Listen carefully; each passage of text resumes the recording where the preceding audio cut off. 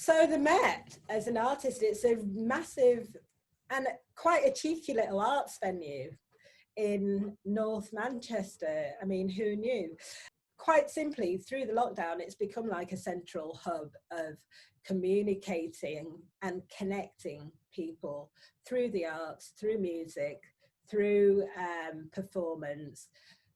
Just the reaction from people to streams that have gone through the Met.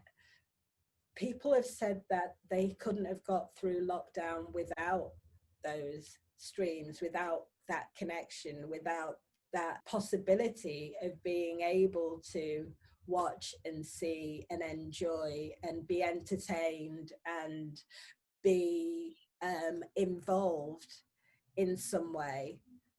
The importance of